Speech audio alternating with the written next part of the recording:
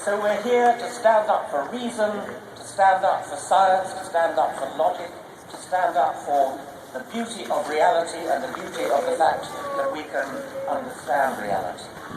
I hope that this meeting will be a turning point. I'm sure many people have said that already. I like to think of the physical reality of a physical fact. There are too many people in this country. There are too many people in this country who have been cowed into fear of coming out as atheists or secularists or agnostics. We are far more numerous than anybody realizes.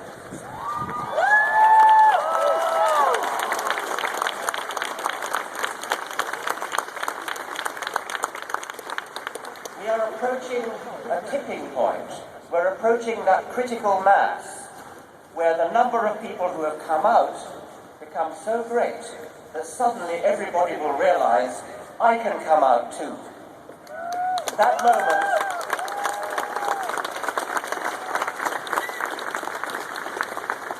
moment is not far away now, and I think that with hindsight, this rally in Washington will be seen as a very significant tipping point on the road.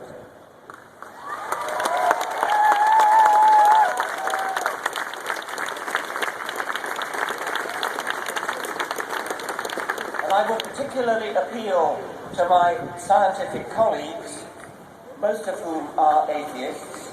If you look at the members of the National Academy of Sciences, about 90% of them are non-believers, an exact mirror image of the official figures of the country at large. If you look at the Royal Society of London, the equivalent for the British Commonwealth, again, about 90% of them are atheists. But they mostly keep quiet about it. They're not ashamed of it, they just can't be bothered to come out and express what they feel. They think religion is just simply boring, and they're not going to bother to even stand up and oppose it. They need to come out. Religion is an important phenomenon. 40% at least of the American population, according to opinion polls, think that the world, the universe indeed, is less than 10,000 years old. That's not just an error, that's a preposterous error. I've done the calculation before, and it's equivalent to believing America from Washington to San Francisco is equal to about 8 yards.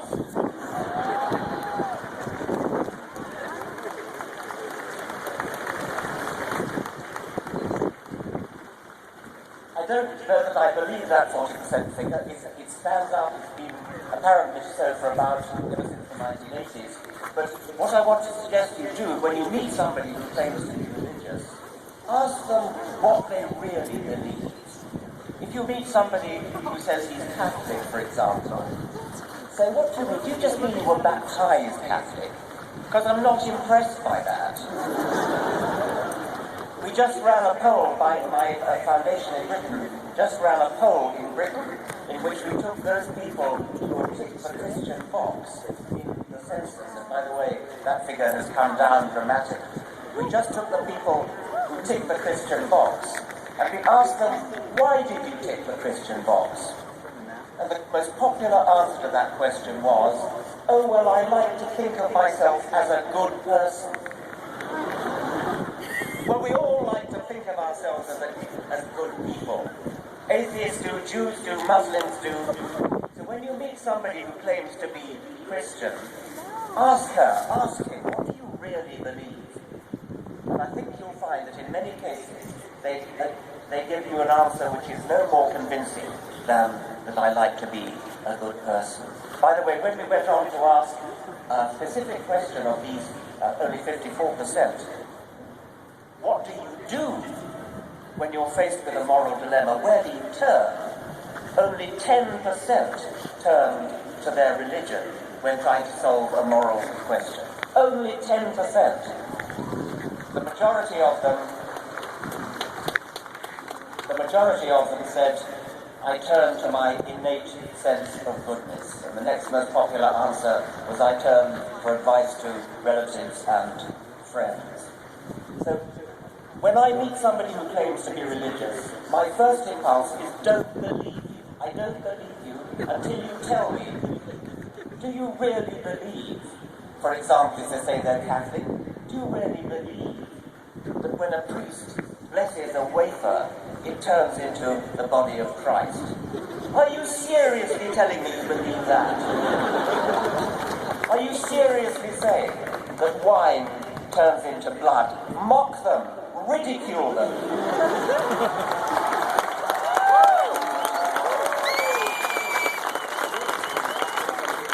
In public, don't fall for the convention that we're all too polite to talk about religion. Religion is not off the table. Religion is not off limits. Religion makes specific claims about the universe which need to be substantiated and need to be challenged and, if necessary, need to be ridiculed with contempt.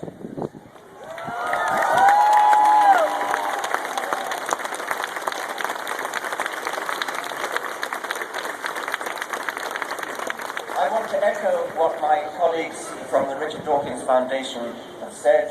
I am an outsider, but we're well staffed in America, and we're going to spread the word along with our colleagues in other organizations throughout the length and breadth of this land. This land, which is the fountainhead, the birthplace of secularism in the world. And as I said before, don't let that tradition down. Thank you very much.